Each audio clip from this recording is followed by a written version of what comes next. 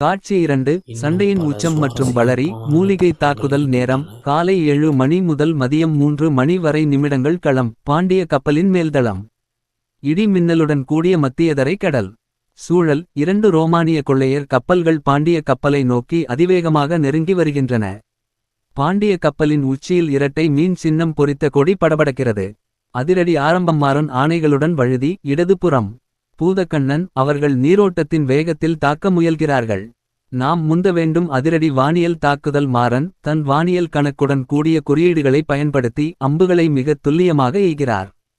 நாகன் கப்பல் பராமரிப்பும் ஸ்திரத்தன்மையும். ரோமானிய பீரங்கிகள் தாக்கத் தொடங்கும் முன்பு நாகன் செயல்படுகிறார். நாகன் உடனடியாக கப்பலின் முக்கிய கம்பத்தின் அடியில் சென்று பழைய தமிழ் கப்பல் கட்டும் நுட்பங்களை பயன்படுத்தி அதிவேகமாக சில மரக்கட்டைகளை இறுக்கிப் பூட்டுகிறார்.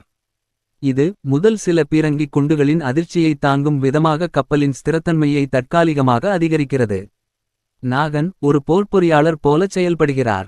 தேவசேனன் உளவியல் போர் மற்றும் குரல் எதிரொலி. தேவசேனன் கடல் அலைகளின் ஓசையிலும் இடி மின்னலிலும் தன் சத்தத்தை எவ்வாறு பயன்படுத்துவது என்பதை அறிந்தவர். தேவசேனன் தன் கையில் இருந்த சங்கின் மூலமும் கப்பலின் உடைந்த பகுதி மூலமும் அச்சமூட்டும் வகையில் அதிக அதிர்வெண் கொண்ட போர் சத்தத்தை எழுப்புகிறார். இந்த பலமான குரல் எதிரொலியும் சங்கு முழக்கமும் ரோமானியர்களை உளவியல் ரீதியாக தாக்கி அவர்களின் தாக்குதல் கவனத்தை கலைக்கிறது. வள்ளியின் மூலிகை வெற்றி. ரோமானிய வீரர்கள் சங்கிலிகளை கொண்டு கப்பலில் ஏற முயற்சிக்க வள்ளி செயல்படுகிறாள். வள்ளி தனது மூச்சுப்பயிற்சி பிராணாயாமமறிவை பயன்படுத்தி காற்றின் திசையை கணித்து நரம்பு முடக்கும் மூலிகை பொடியை வீசுகிறாள். அந்த பொடி ஏறி வரும் பல ரோமானிய வீரர்களைச் செயலிழக்கச் செய்கிறது. மாறன் வள்ளியின் செயல் கண்டு பெருமையுடன் வெறும் வீரம் இந்த வாளைத்தான் நம்பும் வள்ளி.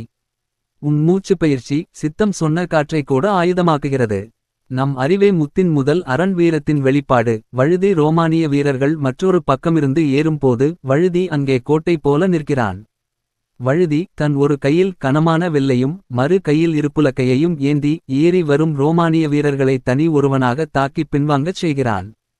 அதிரடி வளரி தாக்குதல். இன்னும் சில ரோமானிய வீரர்கள் கப்பலின் மற்றொரு பக்கத்தில் ஏறுவதை கண்ட மாறன் உடனடியாக தனது 2 வளரிகளை எடுத்து வீசுகிறார். வளரிகள் ஏறும் ரோமானிய வீரர்களின் கவசங்களை உடைத்து திரும்பி வருகின்றன. பிரிகையின் கட்டளை. சூழல் நாகனின் தற்காலிக பாதுகாப்பையும் மீறி அடுத்தடுத்து வந்த ரோமானிய பீரங்கி குண்டுகள் பாண்டிய கப்பலை தாக்கி கப்பல் உடைய ஆரம்பிக்கிறது. மாறன் கட்டளையிடுகிறார். நாகன் தேவசேனன் உங்கள் பணி முடிந்தது. கப்பல் தாங்காது. அனைவரும் பிரியுங்கள். முத்தின் குறியீடு நம் ஒவ்வொருவரின் அறிவுக்குள்ளும் இருக்கிறது. பிரியுங்கள். மாறன் முத்தின் பெட்டகத்தை பாதுகாப்பான ஒரு பைக்குள் வைத்து தனது குழுவினருடன் கடலுக்குள் குதிக்க தயாராகிறார்.